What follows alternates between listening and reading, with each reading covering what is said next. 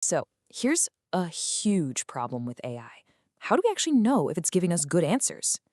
For a while, the solution seemed so simple. Just use one powerful AI to judge another one. It's fast, it's cheap, and it's supposed to be objective. But it turns out this entire system might be built on a huge, hidden flaw. So, can you cheat an AI judge? Well, the short answer is absolutely yes. And you don't need to be some master hacker to do it. As we're about to see, it can be shockingly easy to trick an AI judge into thinking a terrible answer is actually a great one. So let's dive in and see exactly how this works. All right, so why did we even need AI judges in the first place? I mean, what was the problem they were trying to solve? See, the old way of checking if AI-generated text was any good was to have actual humans do it. And that created a massive bottleneck. So the big idea was, hey, let's use a really powerful model, something like GPT-4, to act as a judge. It could automatically score the quality of responses from all sorts of other AIs, chatbots, summarizers, you name it. And this whole approach got a name, LLM-as-a-Judge.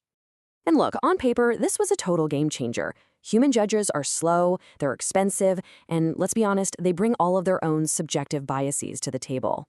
An LLM judge? It promised to be fast, super cost-effective, and, this is the most important part, completely objective. But you see that little question mark there next to impartial? Yeah, that's where this whole beautiful idea starts to completely unravel. Okay, so the first major crack in this whole perfect AI judge idea came from something so ridiculously simple, it's almost hard to believe. It's a little thing researchers call positional bias. This is wild. Researchers gave an AI judge two different answers and just asked it to pick the better one. Seems easy enough, right? But then they ran the exact same test again. They just swapped the order of the answers. And the result? The AI's decision completely flipped. It would literally just pick whichever answer it saw in a certain position, even when they specifically told it to ignore the order. Crazy, right? And if you want to see the hard data, this is just wow. Look at this. When they had ChatGPT judge a model called Vicuna's answer won only 2.5% of the time when it was shown first. But, and this is the key part, when you take that exact same answer and just move it to the second position, suddenly its win rate jumps to an insane 82.5%. The answer didn't change at all, just where it was on the page. And just so we're clear, this wasn't some one-off glitch.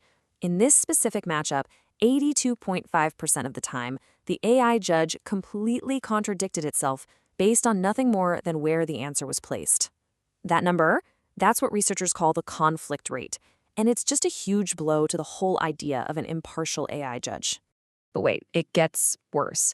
This whole order hack was really just the tip of the iceberg, because once people started looking closer, they found that these AI judges are full of other predictable biases, a lot like the flawed human judges they were supposed to replace.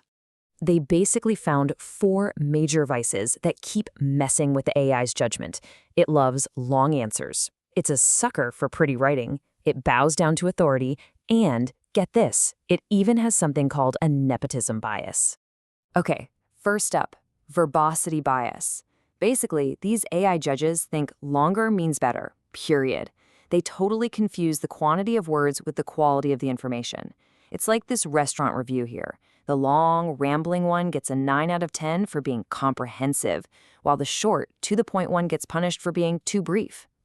All right, next we've got beauty bias. You know these AIs are total suckers for fancy language. An answer that's written with all this poetic marketing fluff will often get a higher score than a plain factual one, even if the beautiful answer has way less useful information. It is the definition of style over substance. And then there's authority bias. This is where the judge gets swayed by who it thinks is talking. If you tell the LLM that an answer came from a senior climate scientist, it's way more likely to score it highly. But that same answer, or even a better one, from a graduate student, it gets a lower score. It's judging the name tag, not the actual answer. And this one is fascinating. Nepotism bias. This is where an AI judge literally favors answers that look and feel familiar to it. For instance, GPT-4 is more likely to give a higher score to an answer written by another GPT model, just because it recognizes its own writing style. It's like it's giving a better grade to its own family members.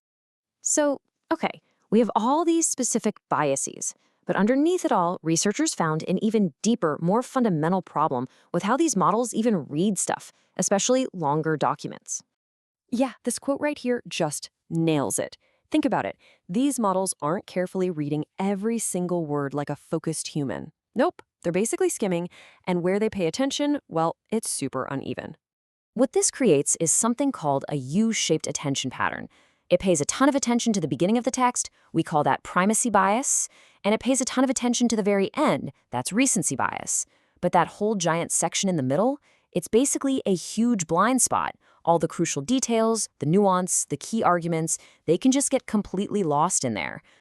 So, if these judges are biased and they can't even pay attention properly, is the whole idea just junk? Are we just stuck?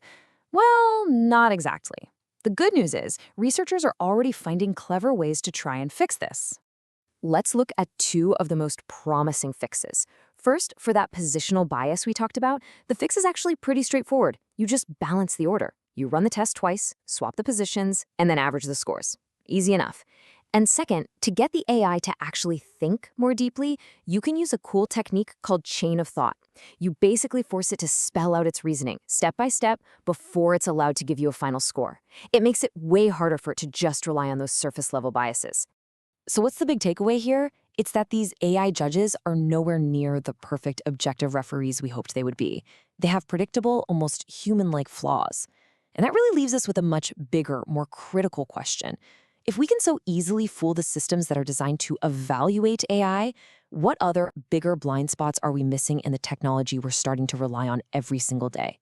If you want to dive into more questions just like this one, make sure you subscribe for our next explainer.